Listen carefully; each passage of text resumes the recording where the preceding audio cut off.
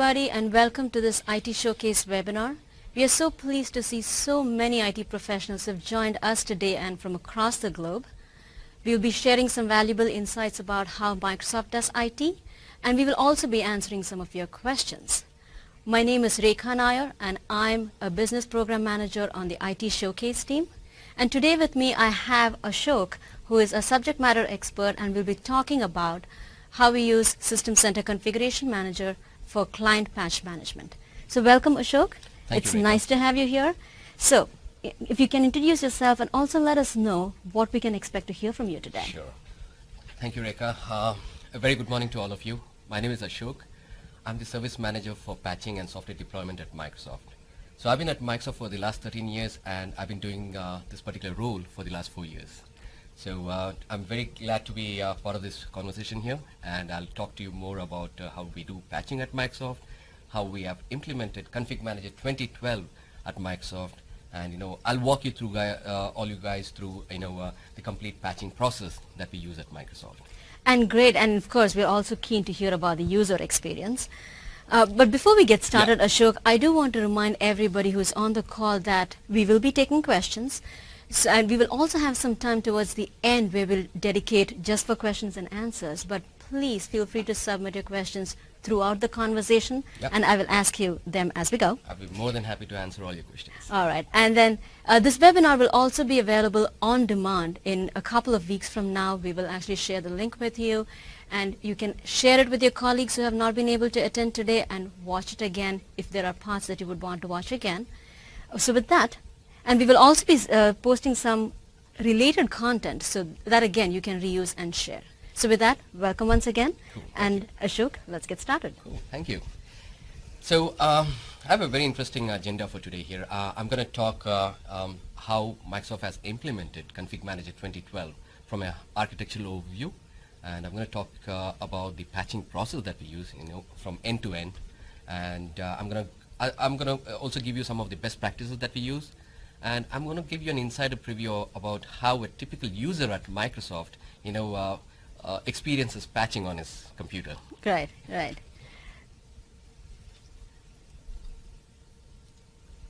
So if I give you a landscape of Microsoft here, so we are located at almost around 500 locations worldwide. We have around 185,000 employees globally. So if you're looking at the landscape here, we are we are located in headquarters. We are headquartered in Redmond.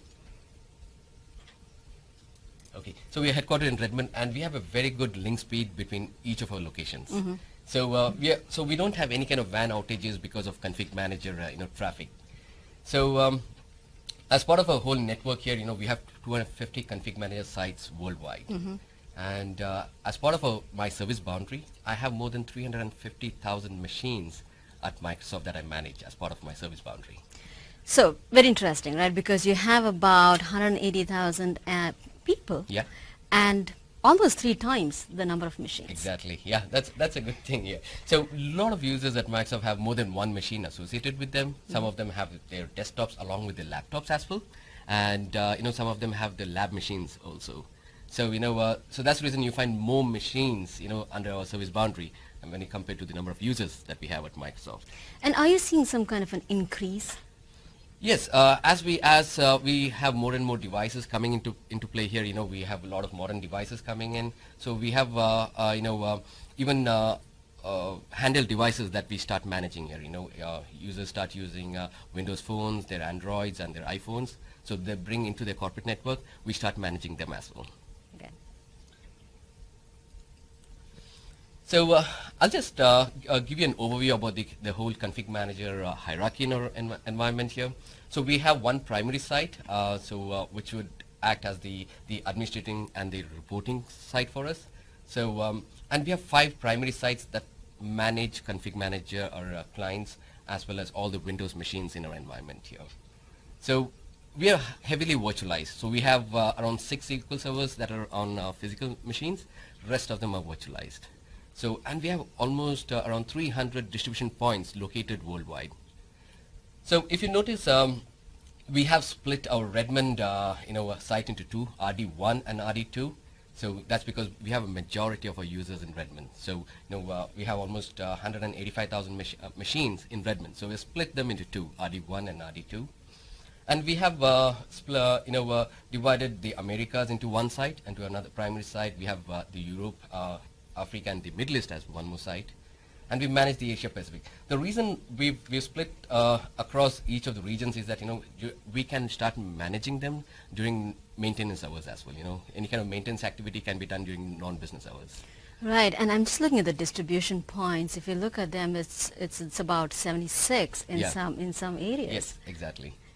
So we are geographically spread across. So we need to provide coverage to most of the remote offices as well. So we have distribution points at the remote offices as well. Okay, so this architecture is all about config manager, and you also talked about a lot of devices joining us.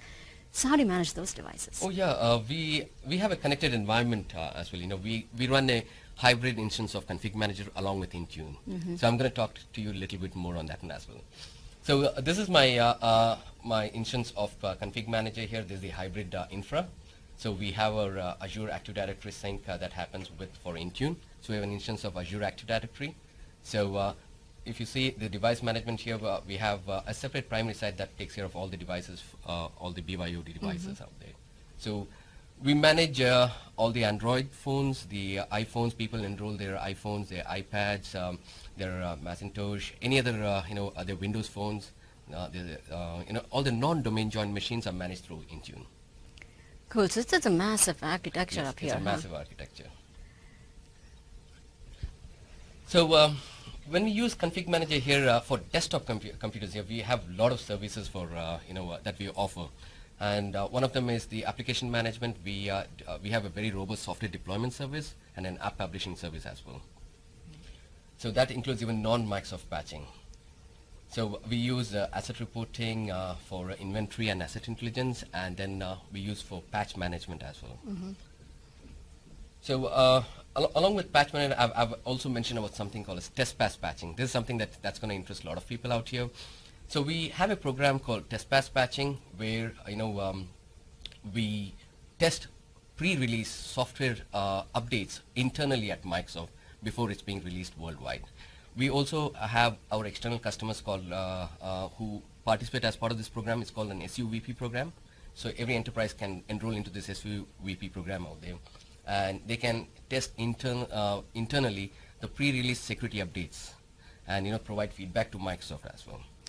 So on that note, there's clearly a patching process, and I know you said you're going to cover that as well. One of the primary roles that IT plays for Microsoft is we test pre-release software. You talked about patches, of course, and we also do pre-release software. On that note, config manager. Yeah. So yes, we run all the pre-release versions of config manager internally. So right now we are running 15.11. So we plan to upgrade to the next version pretty soon. So we try to dogfood all our solutions internally before we release it to the customers worldwide. So we do deploy them on the production instances that you actually showed earlier, and we use the what we call dog food internally, essentially the early adoption. We use the dog food servers to actually release patches. Yes, that's right. Interesting. Yep. So we work very closely with the product teams to provide them feedback on, because we are at such an enterprise scale here, so the kind of feedback that we provide, it really helps our customers as well. And do we do the deployment across the globe? The footprint that you showed was across the globe. We actually do the dog fooding across the globe exactly. as So well. we do the dog food across the globe. All right. Test passing, I had a quick question on that. So you said we do test the patches before they are released to the public. Yes. If you can spend a little bit of time telling us about that process. Yes. So we work with the security and the product teams, to get the pre-release security patches 2 weeks before they're released worldwide. So we take a population of around 10 to 20,000 production machines. It can be either your machine or my machine. So everybody at Microsoft are pretty involved into making our products much better. So we take a collection of 10 to 20,000 machines globally. We deploy the pre-release security updates to them, and we collect the feedback. So there's a separate help desk support that we provide to these users out there. So we notify the users. We communicate well beforehand, saying that you're part of this program. and we need your feedback on this. And people are very enthusiastic about providing feedback. I've So- seen those emails Yeah. myself, yeah. Yeah.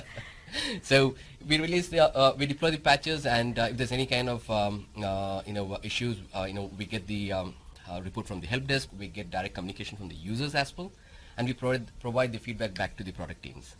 So before it's released worldwide, before it hits the global audience, we test it internally. Good. So along with other services that we offer, we do the operating system deployment. So we have deployed Windows 10 as well through Config Manager. All our operating systems are available through the through Config Manager as well.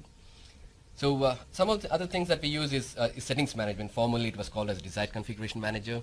So we use it for baselining our environment, and we also use System Center Endpoint Protection or the Windows Defender that we call right now through Config Manager.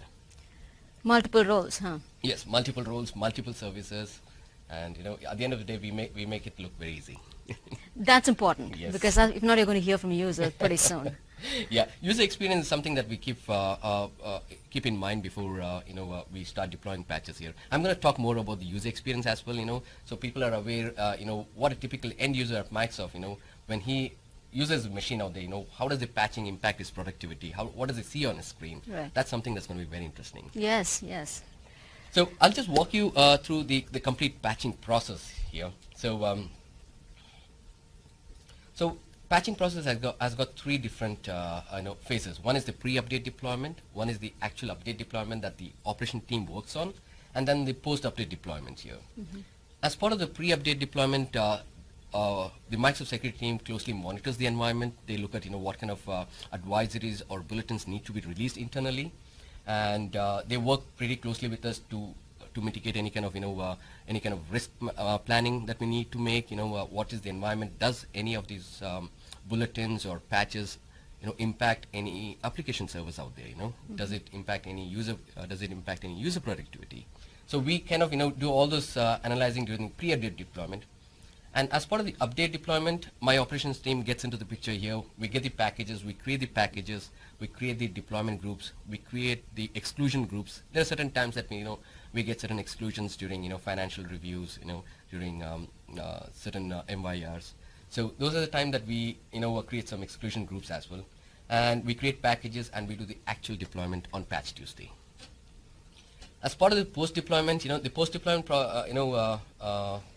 works after the 7-day deadline. We confirm the deployment, we take out the metrics, we work with the security team to see if we have hit our SLA, are we compliant here. So we have a very strong KPI to reach 95% patch compliance. So we work very aggressively on that, and we also do work with the help desk to kind of collect any kind of feedback. So there are certain times some patch might impact certain user in a very different way out there. So we try to collect feedback here. So the help desk has got tier 1, tier 2 levels here. So we look at the kind of feedback that we receive from the help desk, and then we start working on that. So as part of post-update deployment, we take the feedback back to the product teams, back to the security teams, back to the product teams. We keep all the stakeholders involved here. So it's very important as part of the whole patching process. We keep all the stakeholders involved. We communicate regularly about the patching cadence here, so that it becomes a hygiene factor for everybody at Microsoft. Right, and yes, keeping these machines safe, right? Yep. You also talked about the test pass phase itself. Does this process apply there? So because you have a very small window, I would think, to Yes. do the pre-released testing versus, and this is the patching across all clients at Yes. once, right? So do you have a commonality in process? Yes. Even the test pass program follows its same three principles here. We monitor and we work very closely with security teams to identify what are the vulnerabilities and what needs to be patched, and we create a subset of the collection of machines so that if there's an Office patch release, we create a collection of Office machines out there. If we know what's coming in the pipeline, so we create a bucket or a collection of machines to cater that to that particular population. So we collect the feedback and then we pass it on to the product teams as well. So we work very closely with three teams. Clearly, I mean, clearly you have security on one, and of course, when look at the end user, you also have to make sure that their Yes. channels, which Yes. typically they would call help Yes. desk, is also Yeah, involved. we don't want to impact any kind of productivity, so we kind of communicate. We always try to keep the user at first, and we communicate very closely with him, saying that, this is what is being released, this is what is being deployed on your machine, so they know if there's any kind of impact to their application, so they know what caused it. So they have a support channel as well that we provide. Good. So as part of our SLA here, I just want to talk about the SLA here. The first and foremost is to keep our environment secure. So that's the biggest guideline that we follow here. So we work very closely with security team, and we have a fixed SLA of hitting 95% compliance within the first 7 days of a patch release. So starting patch Tuesday, when we start deploying the patches, by the next Tuesday, we should be able to hit 95% of the machines out there. So we should be able to reach 95% of the machines, and the security team scans the environment. So they look at the environment. They are the ones who try to keep us honest here, and they look at the compliance report here. So we work very closely with them to see, are we hitting 95% of the machines out there? And that's one. And secondly, there are certain times that Microsoft has released active exploits, an out-of-bound patch. So for an out-of-bound patch, we have an SLA of 3 days. So within 3 days, we are supposed to release the patches and get the patches deployed. So we work very aggressively whenever there's an active exploit as well. Hopefully that's not very common, but that's certainly a process Yes, that needs definitely to be. there is a process out there, and nobody wants that to happen. But if it happens, we always get it done by 3 days. Okay. Yes.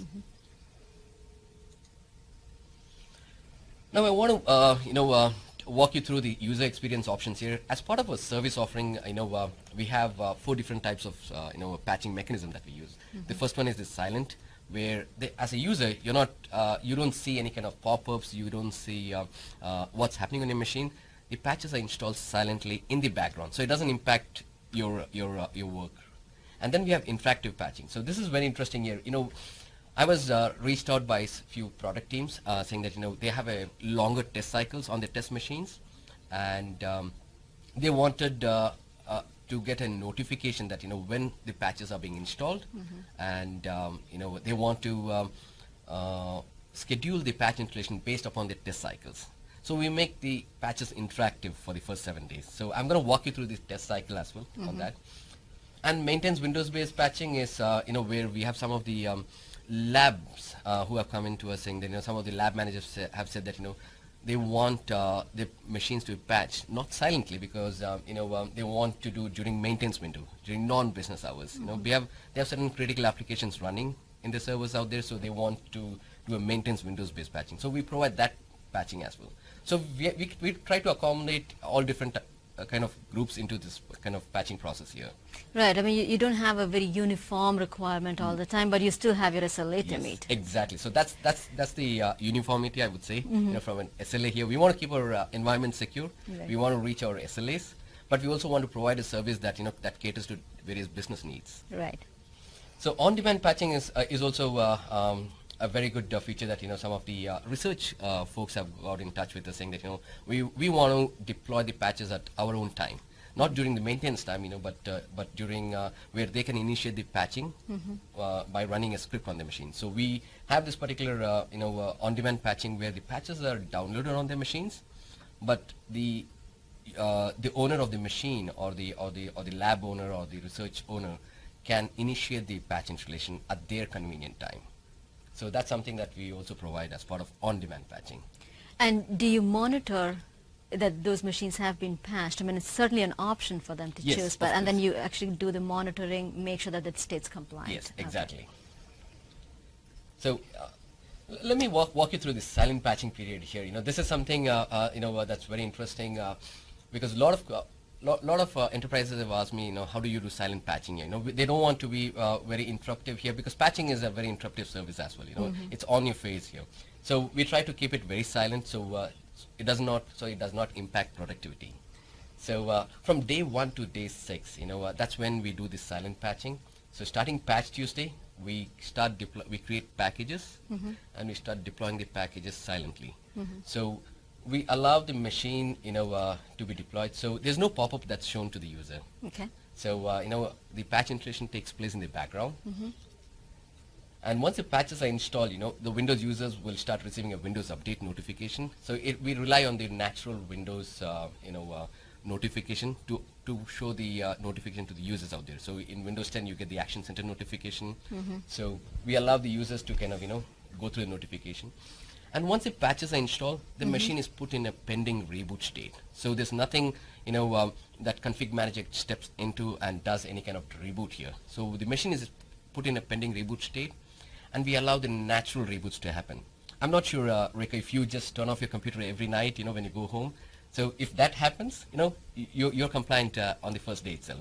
I have to say the experience has actually changed over years. Yes. Because usually when there is a patch that needs to be installed, I see that the installation as well as the reboot happens overnight, and so when I come back, Yes. The machine is back The machine, up. yeah. That's the natural reboot that we rely on, when users turn off their machines, and they come back.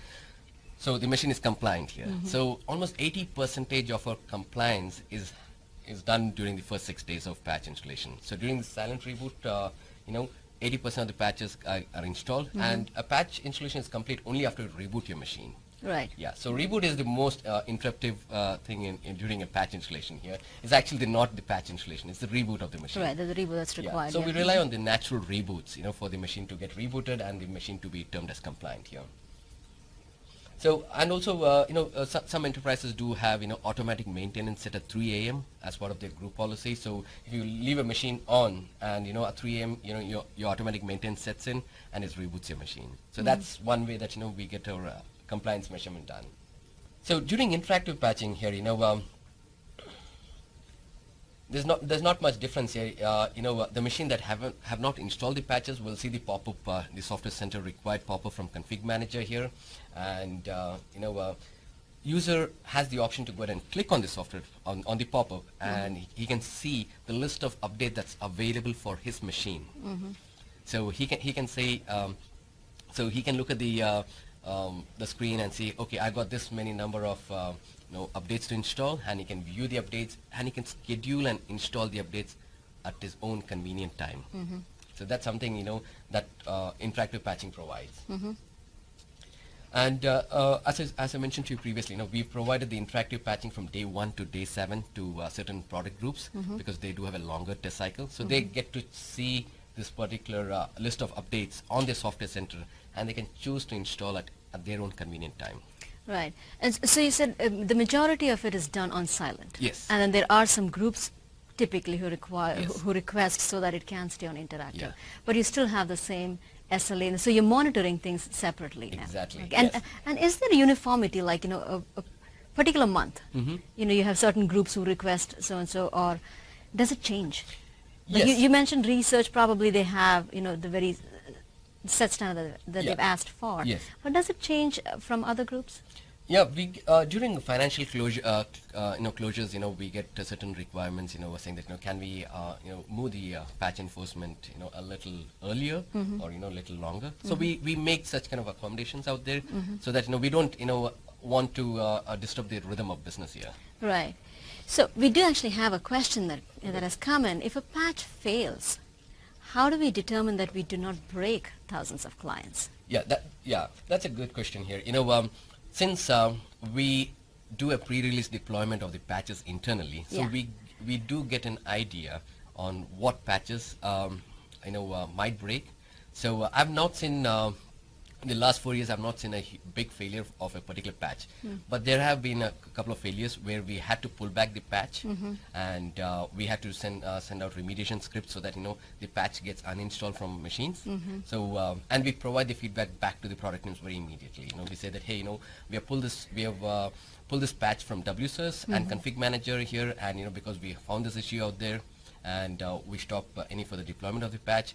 And there are certain times when we also have to remediate those machines, by uninstalling this patch completely. So we send out an uninstallation script to those machines and, remove the patches. Right. Now, you also, as much as we do get to see it ahead of time, there's also a time between the patch being available from Patch Tuesday to when the user gets it, right? Yes. When you actually start the deployment. Can you help Help us understand how and what the duration is and what happens Yeah, there. typically, let me give you an example. Is you go out on vacation, Yeah. during Patch Tuesday, you go out on vacation, you come back probably after 15 days. Mm-hmm. And what happens on your machine? So you're past the deadline here. So as I was mentioning, we have the 7-day deadline, to reach 95% patch compliance. We enforce patches on users' machine after 7 days. So Yeah. after 7 days, you come onto the network. Config manager sees that you're past the deadline, so it immediately installs the patches silently on your machine, and it sends out a reboot flag. I can show that to you as part of the next phase here of part of patching here. When Okay. during the enforcement here. Okay. So as part of the interactive patching, just want to continue with this interactive patching where user gets to choose when to install, when he wants to reboot. It's very interactive, and we've got very good feedback from some of the research groups as well, saying I'm so much in control of my machine out there. I'm so much controlling during patching here. It's not disruptive. I'm able to schedule. I know what's being installed. Right, and that I think goes so much into the user experience Yes, we're talking exactly. about. A lot of it is users feeling that they just don't get blindsided by Yes, patches. that's yeah. right. So as part of the enforcement here, any machine that comes as part of the seventh day, so they receive the 120-minute countdown from config manager.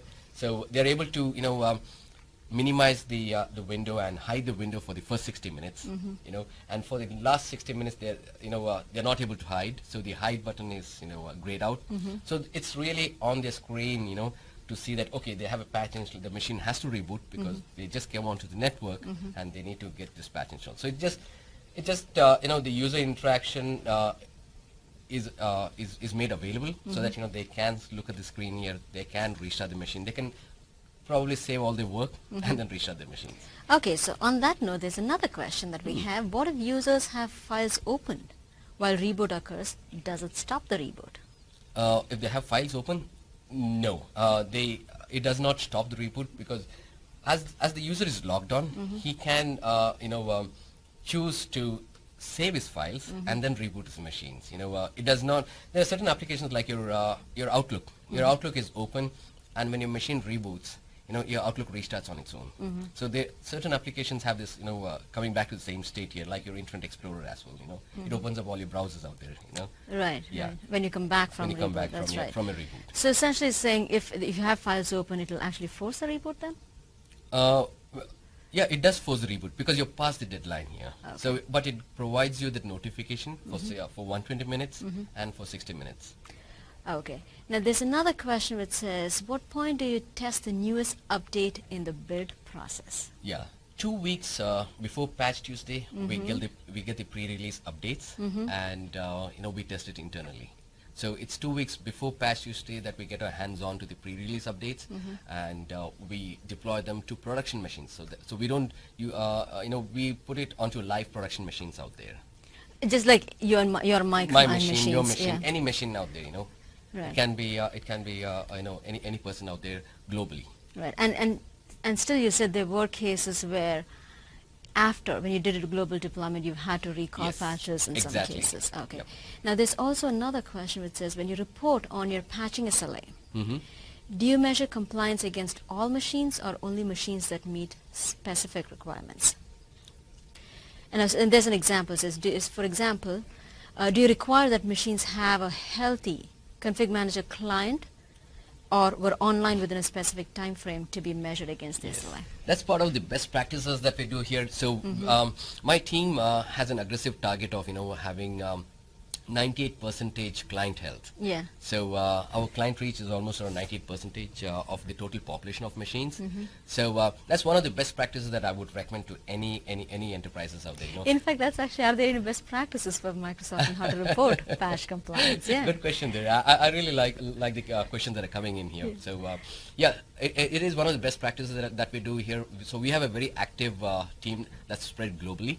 So I have a team that follows the sun here. I have a team in India. I have a team in Redmond, and we work very, very actively, during update deployment and during post-update deployment as well. We have a lot of remediation scripts that we try to remediate the client health, because at the end of the day, your client health determines how well you're able to reach out to the client machines. Right. Right. So we aggressively look out if there's any kind of proxy failing.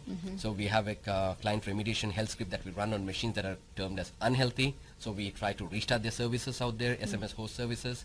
So we do all the stuff to keep the client health at the optimal state. So all the machines are on the network. We see those machines. We're able to patch those machines. Okay, so there is a very dedicated effort to Yes, make there sure is- that there the is a client dedicated health effort is in out there. there, yeah. Okay.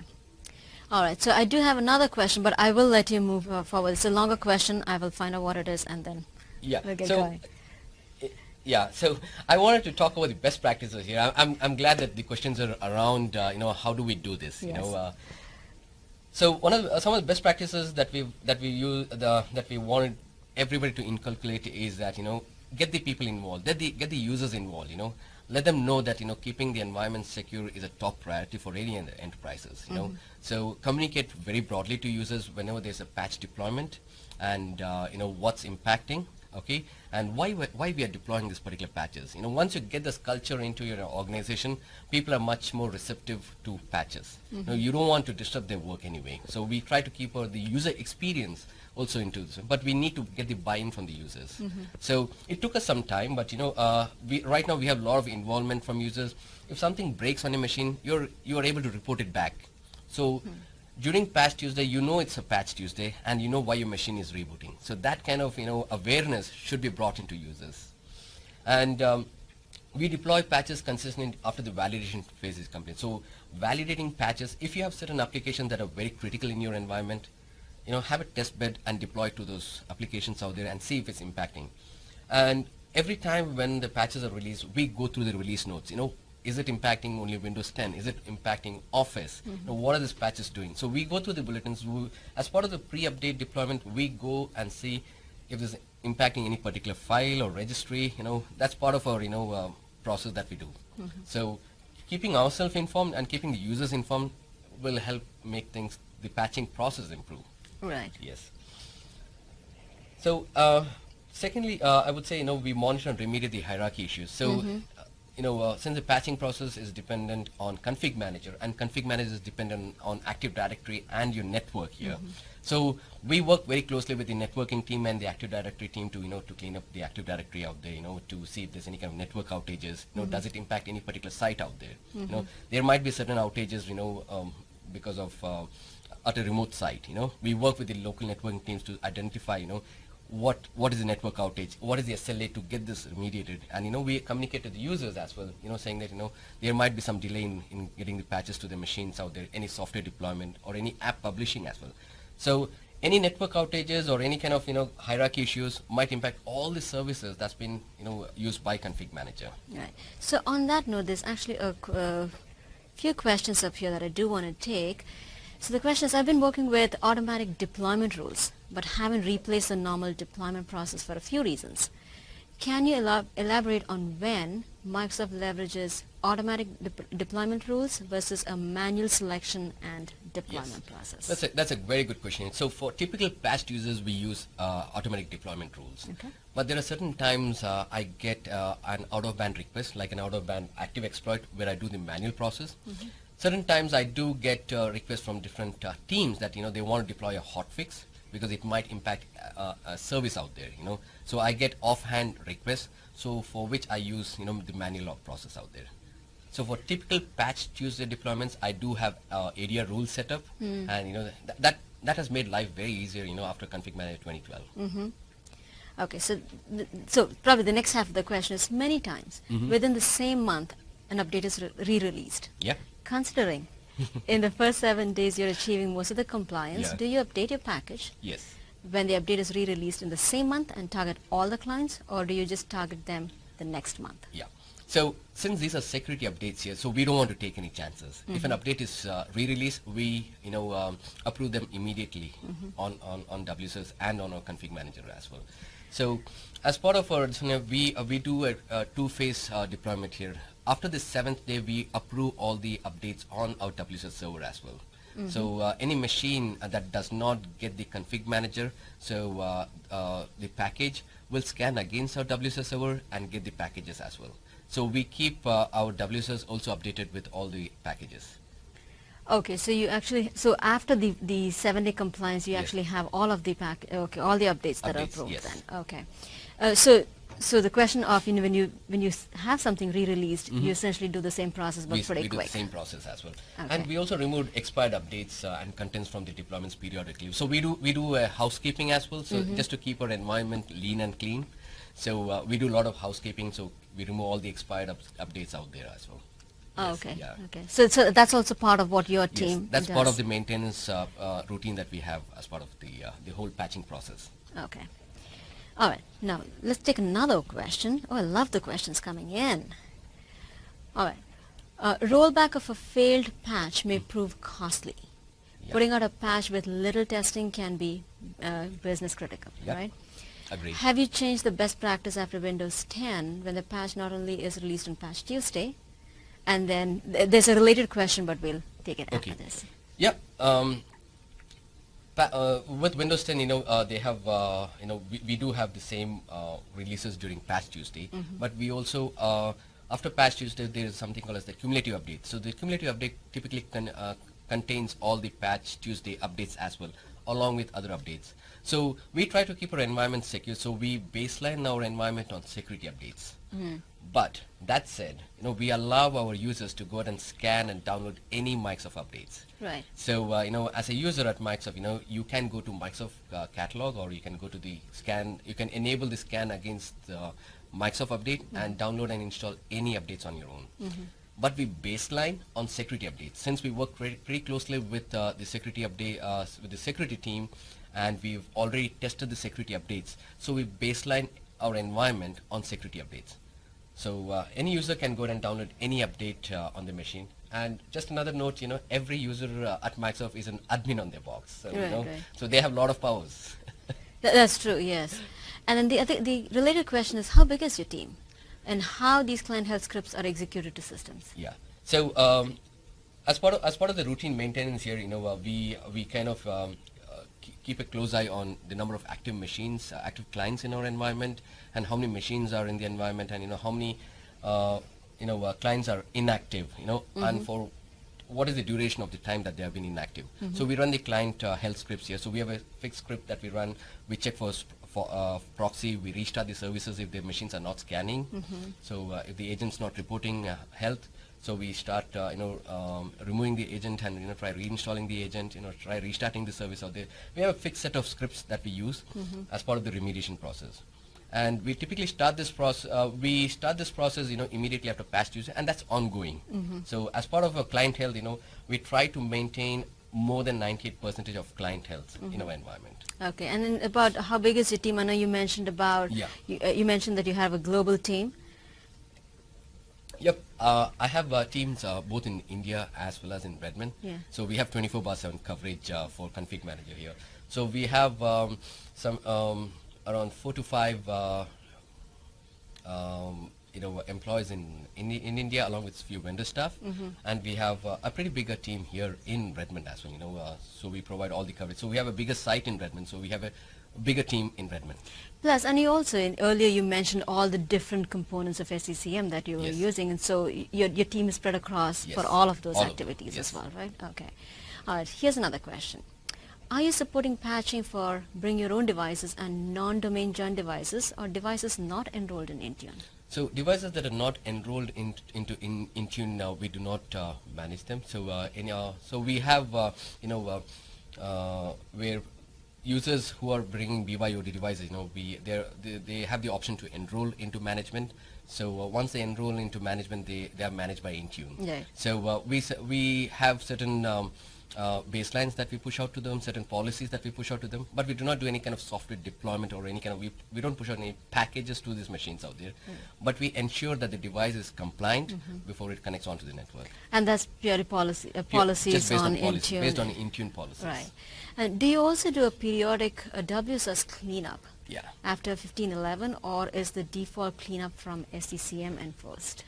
We do a periodic cleanup. So like I said, after the 7th day, we also approve the updates on WSUS. So we do a periodic cleanup of our distribution points. We do a periodic cleanup of our WSUS as well, so that, we keep them lean and mean. So we Right. don't want to have too much content on WSUS as well. We don't want to put in too many updates out there on WSUS, if it's not required. So any kind of expired updates or updates that if you do not have, say, around say Windows XP in your environment, you don't want to keep any Windows XP updates on your WSUS and your distribution point. So we remove all those things out there. Right. So this whole end-to-end process, just beyond the patching, there's a lot of Yes. the maintenance and the cleanup Yes. and the remediation that you do, so that you're prepared for the very next. Exactly. Okay. So some of the best practice that I also want to talk about, other than people and technology, is that since config manager is very dependent on your network, create well-defined site boundaries. That's something that we always emphasized to our customers as well. Get your site boundaries well defined, and use silent patching for better user experience. Make it's up to the different enterprises, how well they want to make it interactive, how based on their SLA, they can keep patching silently for 6 days and make it interactive for 3 days, or make it completely silent as well. It all depends on how aggressive they want to enforce patch compliance. So typically every user at Microsoft goes through a reboot once a month. So that's what I try to keep myself as a standard. I don't like rebooting people's machines out there, but during Patch Tuesday we got into this culture of we are all very well aware that we have to keep our machines secure. So it's only one reboot per patch cycle. That's something that that we try to standardize. And as part of our client health also, we use WSUS to install the config manager client. So the moment you reimage your machine, we use a GPU that as part of the image as well, you have the config manager client baked into the image. And we also have a GPU that that pre-configures your config manager client the moment you refresh your machine or reimage your machine. And if that doesn't work, the moment the machine scans against WSUS, it gets the latest config manager client. That I've seen happen. Yeah, Yes. if a new machine comes up, the very first thing is make sure that it Yes. has all the patches. So that we immediately run the inventory on the machine. We are able to see the machine. We are able to provision software to the machine out there. So we try to keep the lag between the time that the machine comes onto the network to the time the machine is completely managed to config manager. So that's something that we try to keep it to the minimum time here. So those are some of the best practices here, and if you have any further questions, I'm open to a lot of questions. We certainly do have, and that's wonderful. I mean, there's certainly, it seems like a lot of the best practices just gained through doing this over and over again and streamlining it based on what users, because of course users are very vocal when it comes to, my machine is just getting reboot while I'm doing something important. So definitely we'll take some more questions. I already have some more questions in here. We will take that. But meanwhile, I do want to remind everybody who is watching, we will actually post a link for feedback. So please take the time to provide your feedback. We'd love to hear from you. If you have additional questions that you have been thinking about, feel free to post them right here, and I will be asking Ashok more questions as we go. So we'll just give them a moment to grab the link. And on that, I was just curious about third-party patches. We talked a lot about patching, Microsoft patches, security patches, and things. So what happens to third-party patches, and how are? That's a question that I'm asked most of the time by enterprise customers. Any customer interaction that I have, this is the top priority question that I'm asked. Yes, we do patch third-party, updates. There are a lot of updates like, for Java, Adobe, QuickTime, Firefox, Chrome. There are a lot of updates available, and these applications can be vulnerable, and, their companies release out updates. So what we do is we create packages. So my packaging team also works 24/7 here. So we create packages. We work very closely with the security team. So the security team flags that there's an active exploit in Java, and they let us know that this is an update that we need to deploy. And my team treats it as an out-of-bound patch. We create the package using config manager app model software distribution, and we deploy the patches to the whole corp. So within unlike patches, a software distribution takes around 9 business days to reach 90 to 95%. So for the SLA to reach 95% is a little longer. Instead of 7 days, it's 9 days, but we reach around 95% of our patch compliance for any third-party patches as well. So it's still the same compliance It's measure still the that same you compliance. have. Okay. Since the security team monitors the compliance, we work very closely with them to see, hey, what's the top vulnerability in our environment, and what are we going to do about it? And we create a plan, we create a service improvement plan to determine, how do we tackle this particular vulnerability out there. Okay. So we will go into the Q&A phase at this point in time. So let's see, we have a few questions lined up here, and I'll go one by one. Do you select all the products and all the categories to be brought down to your WSUS catalog? Yes. We try to, we don't do a lot of other server products because the client space is supposed to be the workstation machines out there. Yeah. So I don't expect... In fact, that's actually the follow-up question in here. It says, does your team patch only workstations, or they also do servers? So it's a good thing. So yeah, we typically try to encourage users to move to Labs OU or to the research OU if they have any kind of test machines or big server machines running out there. So it keeps our environment segregated, and we are able to do targeted patch deployment. So that said, there are certain instances where we have found that people are running SharePoint servers on their desktops or SQL servers on desktop. So what we do is we don't want to take any chances. We also approve certain server products out there, because Config Manager provides you an inventory, so we know what's being installed in the environment here. So we also work with the security teams to see that is there any particular update available for SQL Server out there. So we also patch, or we also approve those updates onto our WSUS. Okay. Now, but your team, the focus is primarily on client patch management. We do have a totally dedicated team that does just production servers. Exactly. So we have a we have a team that's dedicated to data centers. We have a team that's dedicated to labs. We have since we have a lot of retail stores as well, we have a dedicated team that manages all the retail stores. Right. Yeah. Right. Okay, so the next question is, when you're updating to Config Manager 15.11, when are you updating, sir? And I think you already mentioned we are on 15.11. Yes, we are on 15.11. And will that change any of your patching strategies? So far, no, because the process that we follow for patching is the same. The guideline is to keep the environment secure, and the process for remediation, everything is the same here. So yeah, any kind of newer technologies like your servicing plans for Windows 10 that's coming as part of your 15.11 or part of your 16.02 releases, we try to incorporate and inculcate that particular feature into our environment here. Yeah, but the core objective does not change, is to keep our environment secure and to do the best and to utilize the best practices. And what classes would you recommend to learn more about System Center Configuration Manager 2012? Do you have something on top of your mind? Yeah, I would say we have a couple of TechNet articles out there, which says like how Microsoft IT implemented Config Manager 2012. I have one of my colleagues who's written that particular article. That gives a little bit of insight on how we went ahead and implemented Config Manager 2012 at Microsoft IT. Right. And there are a lot of tutorials, I would say, at TechNet, where you can see, some of our, field folks, talking about their experience working with customers and how they've implemented Config Manager. Very good resources. I can probably, and I think we do have a link, which we can share. In Yes. fact, there's a link which shows you can go up to Microsoft.com/IT showcase specifically for Microsoft IT related resources.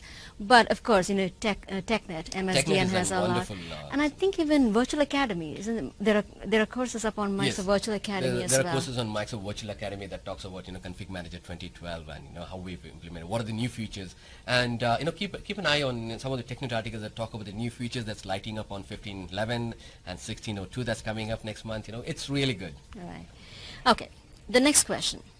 Are Microsoft's Config Manager clients and client cumulative updates managed by the patching team using software update-based client installation or SCUP or some other Config Manager deployment method outside of software updates? So can you repeat the question? So let's see.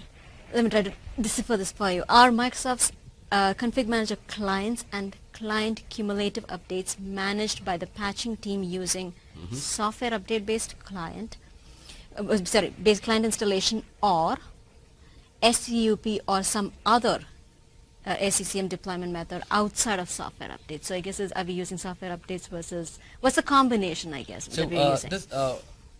we have an infra team that takes care of the whole config manager hierarchy here. So it is their responsibility to keep the config manager updated with the latest updates as well. So they take care of the whole updating of the hierarchy, and installing the latest clients onto client machines as well. And we have, and also the client health team works very closely in updating the client, the config manager client on each of the machines out there. Right. So they take care of on managing the SCCM hierarchy, as well as keeping the SCCM clients at the optimal level. All right. So the next question, I think, is you talked about stakeholders, right?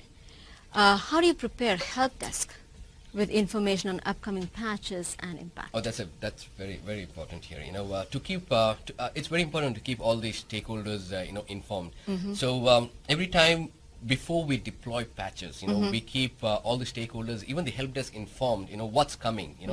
So the folks who are ready to support the users know what to look out for. If there's any particular update that's being causing an issue out there, so they really know what to roll back. They really know how to roll back the update. And they have a different escalation channels, like the tier 1, tier 2, and then my folks are also in the tier 3. So we sit and triage if there's any particular update that's causing a big failure. So we try to pull back the patch and start remediations, and work with the product teams to get the patch re-released as well. Because it's not just impacting Microsoft, it's impacting globally, worldwide. So Right. we try to be very proactive during patch Tuesdays. During starting the patch Tuesday, our teams are pretty hyper on that. Now, is that the busiest 7 days Yes. that happens? Like every week, that's the busiest 7 days you have? Trust me, it's difficult to get vacation during that time. And you may be getting those exception requests, right? You may be Yes. getting people who ask, Yes. give me an exception. So we have a time for about a couple more questions, so I Okay. do want to take them here. How do you plan disk size space needed for software updates? So as part of our the config manager client here, it's a first in first out here. So as part of the cache here, so since we do updates through config manager client here, so the cache size is pretty much controlled at the server end. So we as part of the client setting, we set the cache size for each of the client machines out there. So it does not we have never seen any impact on the disk space here, but whenever there is, we try to clear up the cache. That's also part of a remediation script as well. We try to clear up the cache if there's any disk space issues out there. So we have a remediation script that looks out and flags that, okay, there is some kind of disk space issues. We try to clear up the cache on those machines so that the update is happening seamlessly out there. All right. So the question again is then related to remediation scripts itself. Are they all just done silently behind the scenes? Yes. We try to keep most of remediation scripts, silently. So, like resetting your proxies, resetting your services, your SMS host services. So all those things are done silently. And so the user doesn't get to know when their SCCM client is not working. Yes. It's essentially you are able to look at it in the back end and make sure that, and so you're not seeing the compliance, so you're seeing the machine has gone out of compliance, Yeah. and that's how you're looking for. Exactly. And certain times, when the SCCM client's not working, you're not able to access your application catalog, like your company portal out there, So we are not able to provision software to users out there. So they can proactively call the help desk, and the help desk has got certain Primus articles that they do to remediate the SMS agent on their machine, so they're able to provision software. So on that note, so you talked about some knowledge base articles that they actually have and steps. How is that partnership, and how is your team involved in creating those articles and information? Yeah, so we work as part of the tier 3 here. So my team works very closely with the help desk folks to provide them any kind of remediation scripts that we can run proactively on the machines. So we provide all the scripts to the help desk folks also, saying that that this is something that can be done to clear the cache or to reset the services out there. So that's something that my team proactively works with the help desk teams as well. All right. So I think we have time for one last question, and we'll take that. It's around the optional updates, right? And you talked about baselining against the optional updates, but how do you keep track of what user, or is it something that is just left for the users and machines, and then you don't have to keep track of you're just looking at the security compliance and the rest of them is essentially considered good to go. Yeah, we pretty much baseline on the security updates. So, like I said, every user is an admin on the box, and probably the user might want to install certain optional updates to light up certain features of Windows or or Office. So he can go ahead and download them from the Microsoft catalog and install them. But that's not creating any kind of or security in the environment, because we keep monitoring the security of the environment. So we try to baseline the environment for security updates. Rest, the user wants to be more productive by installing certain optional updates. We allow them to go and install the updates. All right. I keep saying one last question. I have this actually one question that we got to ask here is the exceptions. Yeah. What's the process? Any best practices to share regarding exceptions? And how do users request exceptions? Yeah, so we have as part of the MSIT SharePoint site, we have an IT website where users can come in and we have a detailed exception process where they request exception. It can be either for that particular org or a particular OU. So they put in the request, and we look at how many machines are impacted. We let them know that how they need to keep the environment secure, and we provide them options like on-demand patching or maintenance Windows-based patching, and so that they are able to keep the machines in a secure state. And based on that, we take a decision. How do we provide exception to them? And we also provide exception, by not patching them, by providing them an extended deadline as well. Yeah. And is that the case when you have the earnings report coming up, Exactly. or you have some seasonal requests? Yeah. That you don't want those client machines to be affected. That's right. So you have an internal portal where users can go and make a request. Yeah.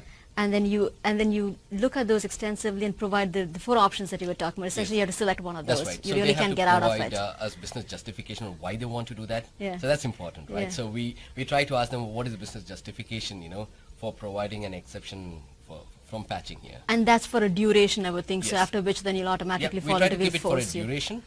After that, back into the patching here. So typically exclusions are based for a certain period of time, and after which they're back into the patching here. So it's based on the business need or the business requirement here. Okay. So and then you say if after that we'll just enforce it. for you. Yes, exactly. All right. Wonderful questions. There were a whole lot of questions in here today. So it was great. Thank you so much, Ashok. Again, as always, we learned a lot.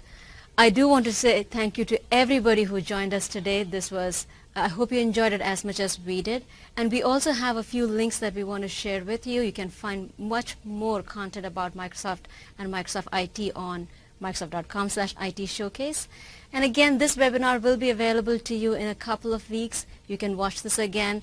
If you have colleagues who have not been able to attend today, feel free to share with them as well. So thank you once again. Thank you very much. Thank you, everybody, and we will see you next time.